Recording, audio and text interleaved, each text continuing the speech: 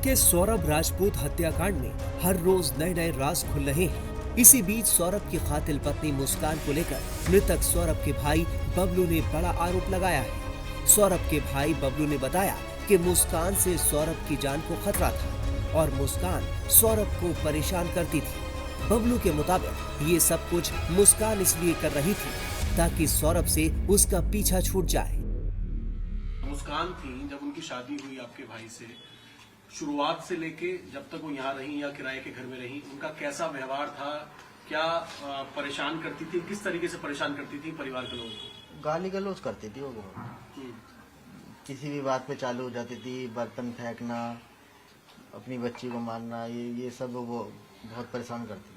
मतलब शुरू से इनका मानसिक संतुलन सही नहीं था। इस चीज को तो उसके माँ बाप बताएंगे। ये वो जानबूझ के करती थी कि ये परेशान हो। मतलब शुरुआत से लड़ाई झगड़ा करती थी। हाँ।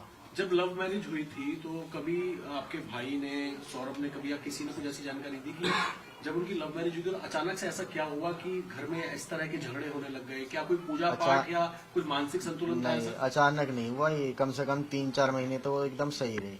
उसके घर वाले भी आते थे तो वो हमारे को फोन करके बोलती थी कि पापा आ गए, जल्दी आ जाओ। उसके बाद जब से वो उनके घर जाने लगी है ना 3-4 महीने के बाद, उसके बाद से ही अपने माँ बाप के घर, जब से उसके जो है लड़ाई झगड़ा चालू हो गया। तो धार्मिक प्रवृत्ति की थी क्या वो? नहीं, पूजा पाठ नहीं करती थी? नहीं, पूजा क्या, एक मंदिर का एक मूर्ति नहीं रखी हुई उसके कमरे में उस टाइम जब यहाँ आई थी। भैया जब शादी हुई थी तो उनके क्या हालात थे और अब वो किस तरीके से उनके फाइनेंशियल कंडीशन? मैं तो इतना जानता हूँ। हमारा जो है वो सौरभ से था, बातचीत जो थी उससे होती थी। वही हमारे घर आता था। अब जब वो मेरठ था तो वो आता था हमारे पास। बस बहुत हो गया। हम नहीं जाते थे। जिस तरीके से वो चैट कर रही थी बाहर से, क्या आपको शक हुआ कुछ ऐसा? नहीं, जैसे वो बोलता वैसी बात हुई है मेरी। उनने बोला कि भाई मैं बाहर घूमने गया हूँ, मैं खाना लेने नहीं आऊंगा। फिर मैंने मम्मी को बोला, मम्मी वो तो बाहर चला गया और तुमने टिफिन पैक कर दिया उसका। उधर सौरभ की मां ने बहू मुस्कान को लेकर क्या क्या बताया, सुनिए। भैया वो तो जब से घर में आई थी, जब से हमारे तो सभी परेशान थे उससे। तो सभी परेशान थे उससे, मोहल्ले वाले क्या सब क्या सभी पूछते, सभी परेशान थे उससे। हमारा क्या, हम तो थे अंदर। वो तो गली मोहल्ले में भी खड़ी हो के इतनी गंदी गंदी गाली देती थी कि पूछो मत। बेटा हम क्या करते क्या नहीं करते, हमने कहा जरा शांति रहे, घर में बनी रहे। हमने ऊपर कमरा भी दे दिया रहने के लिए, सब कुछ कर दिया। और क्या करते उसके साथ? खाना हम बनाते, कपड़े हम धोते, सब काम हम करते उसका। जब भी उसको रहना नहीं आ रहा था, लड़ लड़ के मैं तो अलग रहूंगी। मैंने कहा भैया तू भी जा, इसे भी ले जा। क्या करते इस चीज को? हमने कहा भैया तू भी जाके शांति से रह, हम भी शांति से रहे। साहिल उसकी जिंदगी में आ चुका था जब वो अलग रहने की बात कर रही थी? नहीं, हमारे से कोई वास्ता नहीं था। साहिल आ रहा कि कितने साहिल आ रहे हैं और कितने जा रहे हैं हमें कुछ पता नहीं। तो साहिल ने उसका खाली हमारा लड़का घर पे आता था जाता था, बस हमें इतना पता। बस साहिल ने किस तरीके से उसका दिमाग जो है बदला? हमें इस विषय में पता ही नहीं है। किसी ने कोई किसी का दिमाग बदलता नहीं आजकल के टाइम में। साहिल को आप लोग नहीं जानते थे। आप ये बताइए कि जब शादी हुई थी उसके बाद दिमाग किस तरीके का था? लड़ाई किन बातों पर करती थी? मतलब उसकी बुद्धि से आपको क्या लगता था? क्यों उसको यहाँ पर भी रह के आजादी चाहिए थी कि मैं घूमूं फिरूं सड़कों पे, इधर इधर। वो चीज हमें पसंद नहीं थी और लड़के को भी इतनी पसंद नहीं थी। वो उसके कहने में उसे ले जाता था, करता था जब भी वो लड़ाई करती थी। क्या पूजा पाठ या इस तरीके की चीजें करती थी सबको परेशान करने के लिए, या बेटे को परेशान करने? भाई हम इस चीज में न तो जानते ना हमें पता है इस चीज का। अच्छा, जो मुस्कान का परिवार है, क्या आप लोग चाहते हैं, क्या आप लोगों को ऐसा शक कि उनको पता था इसके बारे में? उनको सब चीज का पता। वो शिमला तलक से वहाँ से बात कर रही है, जाने तक की बात करी। लड़की को छोड़ के जा रही है कोई। अब जब उसका बाप 2 साल में आया है तो वो तो अपने बच्चे को लेके जाएगा साथ में, अकेला तो घूमने थोड़ी जाएगा। कम से कम उसकी माँ का सवाल तो करती भाई, जब उसका बाप साथ में जा रहा है तो मेरे पास छोड़ के क्यों जा रही है? अब उसकी छुट्टी पड़ी हुई है स्कूलों की तो उसको लेके जाती साथ में। 3 तारीख को आपका बेटा जब यहाँ पर आया था तो उसने कुछ बताया था मुस्कान के बारे में? कुछ नहीं बताया था। वो 11:30 बजे आया था खाना लेने।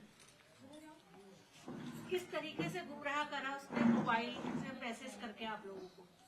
बच्चे और सब बात करते हैं, फ्रेंड सर्कल सब बात करते हैं। मेरे को तो आता नहीं है। खैर नहीं, जब वो सौरभ बनके वो उसी के फोन से, वो उसका फोन ही बाहर लेके गई थी साथ में, उसी से करती थी सब चीज, बात करती। पेमेंट भी उसी से कर रही थी, सब चीज उसी से कर रही थी।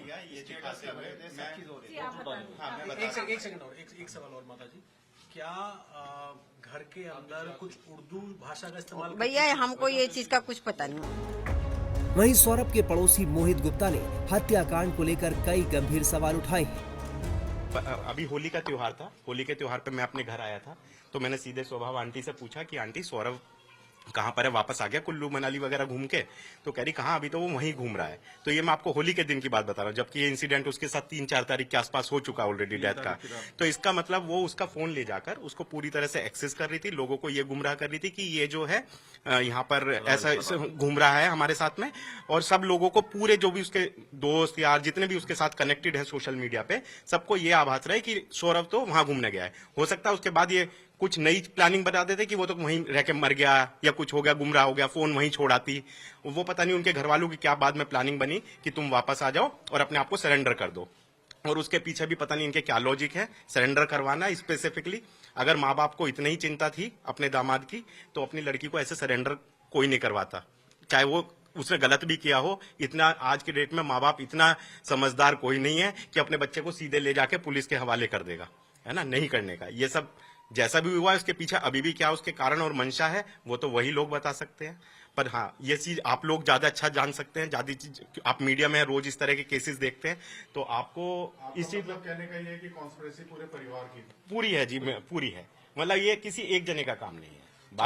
बाकी अगर हम ये बोल दें कि पापा उसको लेके चले गए, उनकी भी अलग अलग स्टेटमेंट आती हैं कि कभी हम छोड़ आए, कभी लड़की की अभी जो ड्राइवर का एक इंटरव्यू मैं एक न्यूज चैनल पर सुन रहा था, जो ड्राइवर उनके साथ 13-14 दिन रहा है, उस ड्राइवर का कहना ये है कि उनकी मदर का कॉल आता था और वो लड़की गाड़ी में से उतर के 15-20 मिनट बाहर बात करती थी, साथ में वो लड़का भी बाहर उतरता था। तो क्या लड़की की मदर को नहीं पता था कि साथ में लड़का कोई दूसरा है? इसका मतलब लड़का भी उस चीज में पूरी तरह से कम्युनिकेशन है। तो 3-4 दिन बाद, 5 दिन बाद आप कोई भी एक उठा सकते हैं लेटेस्ट जो अभी इंटरव्यू रहा है, जो गाड़ी ड्राइवर लेकर गया है, उसके हिसाब से कि उसकी मदर का फोन आया है और मदर के फोन को सुनने के लिए, क्योंकि ड्राइवर को कुछ नहीं पता होता था, वो गाड़ी से उतरती थी और 20-20, 25-25 मिनट बात करके और तब अंदर आती थी।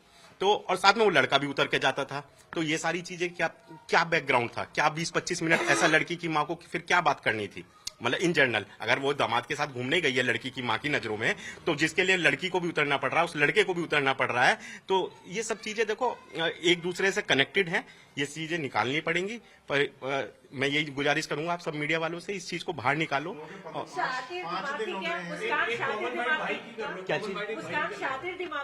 देखो मैं इतना उसके व्यवहार के बारे में नहीं जानता, क्योंकि देखो मैं जब उसकी शादी हुई तो पर हमने ये देखा है, हाँ वो जैसे ऊपर खड़ी हुई है, इन्होंने ऊपर कमरा पोर्शन दे दिया था, ऊपर खड़े होकर आंटी अगर किसी से बात भी कर रही है नीचे तो गालियां बकनी शुरू कर देती थी, अननेसेसरी उल्टी सीधी गालियां।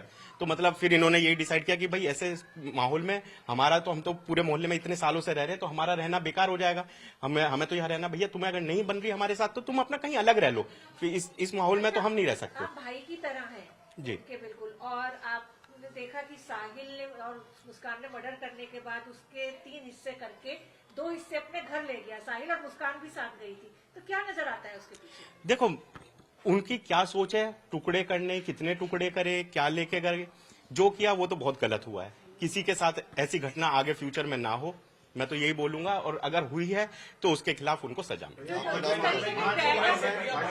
जिस तरीके के ड्रैगन बनाए हुए थे इस घटना को, और पुलिस अभी तक इन्वेस्टिगेट नहीं कर पाई है उसकी परिवार को जी, तो क्या लचीला कुछ रुख अपना रही है? आपको क्या? नहीं, मैं नहीं कह सकता लचीलापन है। देखो हर चीज को जांच करने में एक समय चाहिए होता है पुलिस को भी। मैं ये नहीं कहता कि आज पुलिस को एक इन्फॉर्मेशन मिली और वो बैकग्राउंड में आपको तुरंत आपको इन्फॉर्मेशन पुलिस दे देगी। पुलिस अपना कार्य कर रही है, पुलिस अपने कार्य के हिसाब से पुलिस आपको उसकी सूचना देगी, और मुझे लगता है पुलिस प्रशासन पर, हमें पूरे परिवार को, सबको पूरा विश्वास है। बताया जा रहा है कि 3 मार्च की रात मुस्कान ने अपने पति सौरभ को खाने में नशे की गोली दी और बेहोश होने के बाद साहिल के साथ मिलकर उसकी हत्या कर दी थी। शव को ड्रम में बंद कर सीमेंट से सील कर दिया गया। इसके बाद दोनों हिमाचल प्रदेश घूमने निकल गए। जांच में पता चला कि मुस्कान और साहिल का अफेयर 2019 से चल रहा था। फिलहाल मुस्कान और साहिल पुलिस की गिरफ्त में हैं और उनसे पूछताछ जारी है।